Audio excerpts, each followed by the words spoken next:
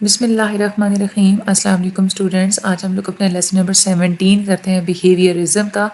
اچھا, بیہیویئرزم کے بارے میں اسٹڈی کریں گے, اور اس کے یہ کہ تھوڑا سا یہ جو ہے نا پچھلے لیکچر سے تھوڑا سا آپ لوگوں کو ڈفرینٹ لگے گا, لیکن یہ ہے نا کہ جو اسٹرکچرلسٹ والا تھا اس میں ہم لوگوں نے کانشیسنیس کے اسٹرکچر کے اوپر وہ بات کرتے تھے. فنکشنلزم والے جو تھے وہ کانشیسنیس کی فنکشننگ کے اوپر بات کرتے تھے. بیہیویئرزم والے جو ہے نا ان کا مین فوکس ہوتا ہے انسان کے بیہیویئر کو اسٹڈی کرنا. انسان کیسے اپنی ایکسپیریمنٹیشن کے تھرو خود کو چینج کر اپنے بیہیویئرس جو ہے نا انسان کے, وہ کیسے اس کے تجربات کے ساتھ ساتھ چینج ہوتے ہیں, اس چیز کے اوپر فوکس کرتے ہیں. تو ویڈیو کو آپ لوگوں نے اینڈ تک ضرور دیکھنا ہے. آپ لوگوں نے چینل کو سبسکرائب لازمی کرنا ہے, آگے آپ لوگوں نے شیئر بھی ضرور کرنا ہے. ہم لوگ چلتے ہیں اپنے آج کی ویڈیو کی طرف. اچھا, پہلے نا تھوڑا سا یہاں پہ بیک گراؤنڈ بتایا گیا تھا کہ بیہیویئرزم جو ہے نا اس کی اسٹڈی کیسے ہوئی تھی, کیوں اسٹارٹ ہوئی تھی, اس کے پیچھے سارا جو ہے نا تھوڑی ہسٹری اس کی بتائی ہوئی ہے. تو یہ ہسٹری بھی امپورٹنٹ ہے, آپ لوگ چھوڑ نہیں سکتے. تو ہم لوگ پہلے اس کو اسٹڈی کرتے ہیں. سب سے جو زیادہ جو ڈیولپمنٹ ہوئی تھی آپ لوگوں کو پتہ ہے انسانیت کی ہسٹری میں, وہ انڈسٹریل ریولیوشن میں ہوئی تھی 18 سینچری میں. یہاں سے کمپلیٹلی انسان کی ایک نئی سوچ سامنے آئی تھی.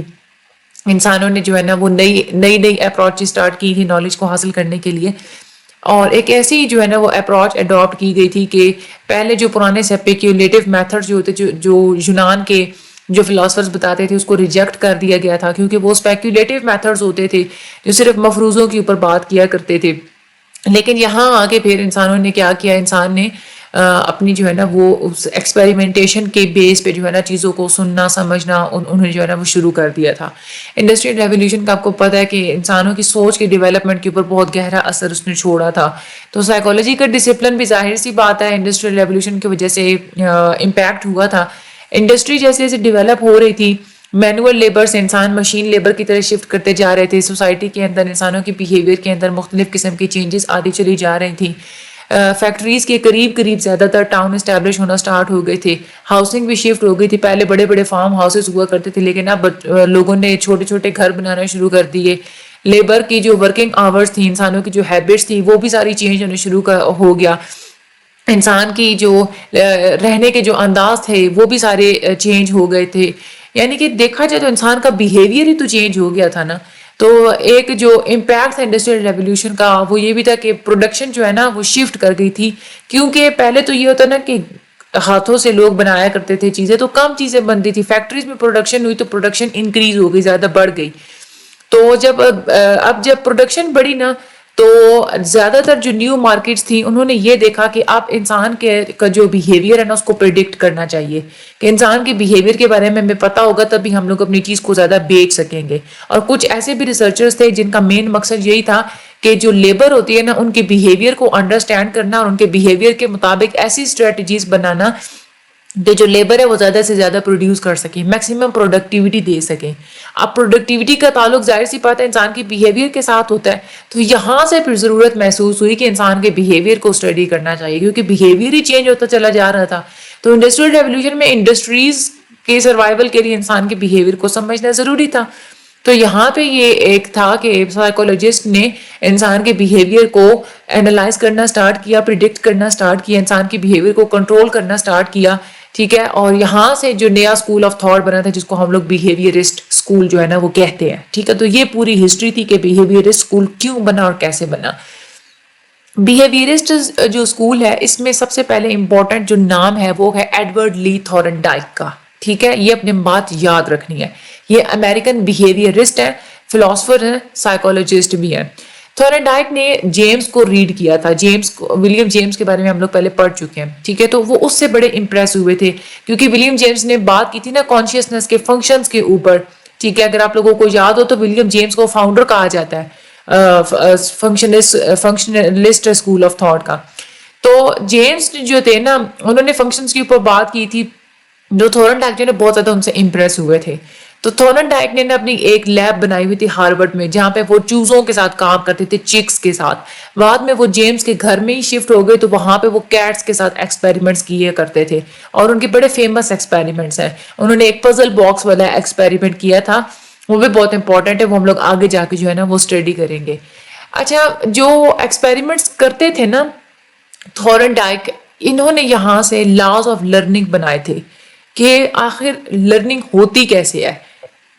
یعنی کہ تھورنڈائک کی ایفرٹس یہی تھی کہ یہ چیز دیکھنا، اس چیز کو لرن کرنا کہ لرننگ کا پروسیس ہوتا کیسے کیسے ہے. اس سے پہلے کہ ہم لوگ پورے ان کے پروسیس کو دیکھیں، ان سارے ہم لوگ ان کی تھیوری کو دیکھیں، سب سے پہلے تو ہم نے یہ سمجھنا کہ لرننگ کیا ہوتی ہے.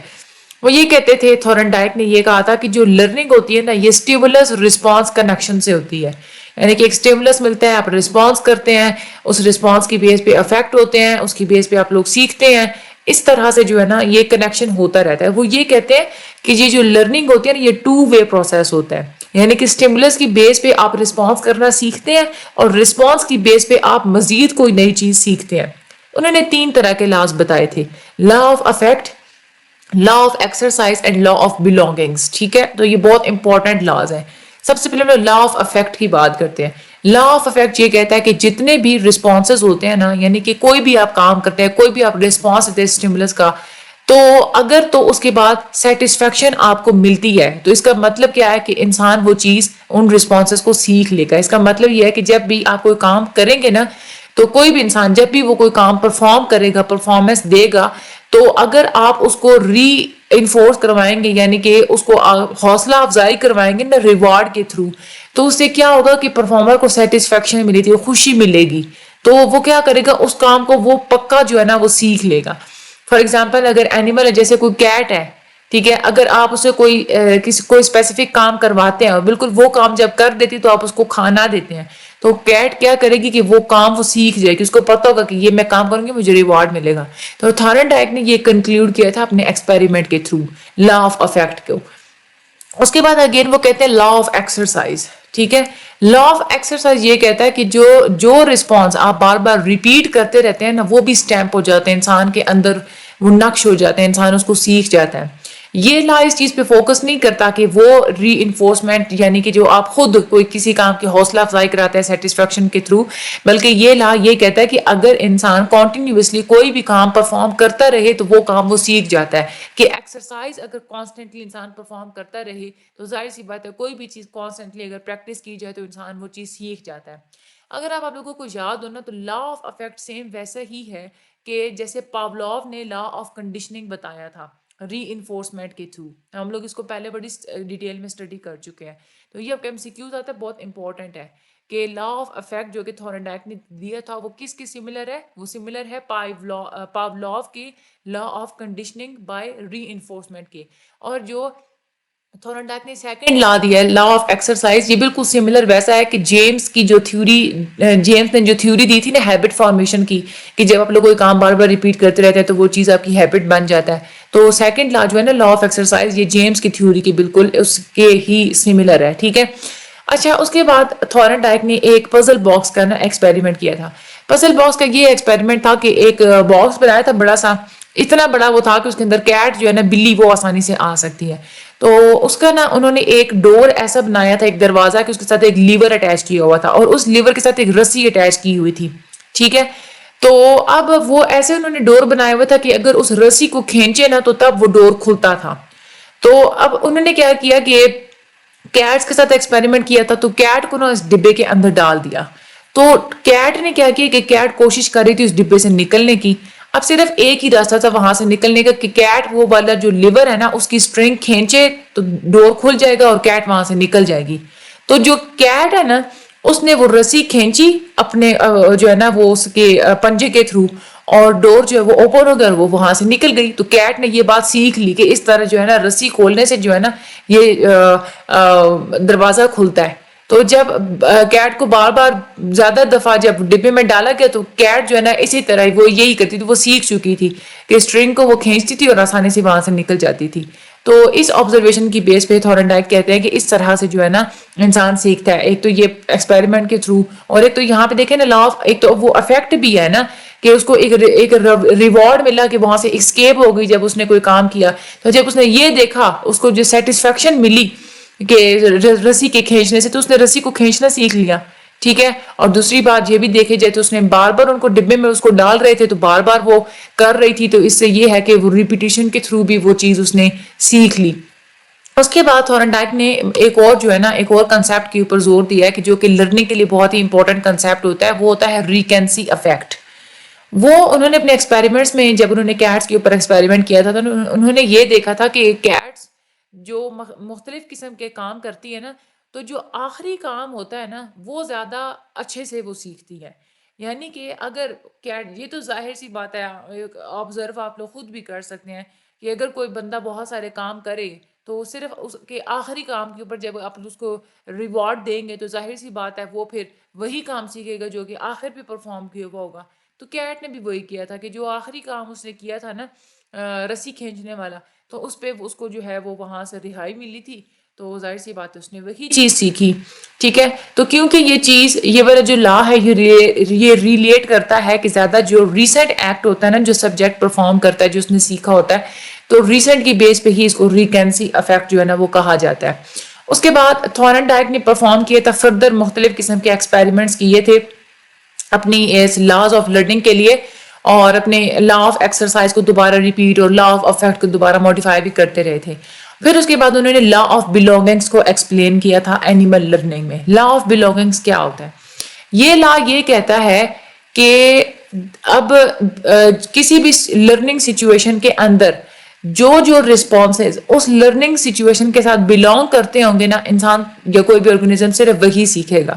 فار ایگزامپل، اب کیٹ نے پزل باکس میں دیکھا تھا اپنے پنجے کو موو کرنا، تو کیونکہ اب اس کے پنجے کے تھرو اس نے یہ چیز سیکھی تھی، تو جی ظاہر سی بات ہے اب وہی مطلب اس نے پنجے کو موو کرنا ہی اپنی عادت بنائی تھی ساری لرننگ سچویشن کے اندر، کیونکہ وہی چیز اس کو ہیلپ آؤٹ کر رہی تھی. ایئرس کو پرک کرنا جو ہے نا، ایئرس کو ہلانا جلانا یا کوئی اور کام کرنا، جو اس نے مختلف ظاہر سی باتیں کام کی ہوں گی جب اس کو ڈبے کے اندر ڈالا گیا، لیکن اس نے سیکھا صرف وہی کہ اس نے جو ہے نا اپنے پنجے کو موو کیا. کیوں؟ کیونکہ وہ لرننگ سچویشن کے ساتھ یہ چیز بلونگ کرتی تھی. تو تھورن ڈائک کو جو ہے نا وہ کلاسیفائی کیا جاتا ہے ایز اے بیہیویئرسٹ. سائیکولوجیکل فنکشننگ انہوں نے جو ہے نا بیہیویئر کی ٹرمز میں اور آبزرویشن کی ٹرمز میں کیونکہ ایکسپلین کیا تھا. اور ویسے انہوں نے کانشیسنیس کی میں بھی تھوڑا انہوں نے دیکھا تھا، لیکن زیادہ تر انہوں نے نا اپنی ریسٹرکٹ کی تھی اپنی اسٹڈیز کے، انہوں نے اینیملس کے بیہیویئر کے اوپر زیادہ اسٹڈی کی تھی، اور کمپیریٹیو سائیکالوجی کو انہوں نے یوز کیا تھا انسانوں کا جو بیہیویئر ہوتا ہے وہ اور جو لرننگ ہوتی ہے ان دونوں چیزوں کو ایکسپلین کرنے کے لیے. ٹھیک ہے، تو اوور آل جو ہے نا یہ والے تینوں لا یہ بہت زیادہ امپورٹنٹ ہیں. اور بیہیویئرسٹ اسکول آف تھاٹ میں یہ نیم جو ہوتا ہے ایڈورڈ لی تھورن ڈائک کا، یہ نیم بھی آپ نے یاد رکھنا بہت امپورٹنٹ ہے. ٹھیک ہے، اور یہ لاس جو ہے نا یہ لانگ کے حساب سے بہت زیادہ امپورٹنٹ ہے. باقی اس میں کوئی بھی مشکل نہیں تھا، ایزی سا تھا. آج کا ہمارا چیپٹر صرف ایک ہی پرسنالٹی کے بارے میں ہم لوگوں نے پڑھنا تھا. باقی چینل کو سبسکرائب لازمی کیجیے گا، شیئر بھی ضرور کیجیے گا. مجھے اپنی دعا میں یاد رکھیے گا. اللہ تعالیٰ آپ سب لوگوں کی مدد فرمائے. Thank you so much and Allah حافظ.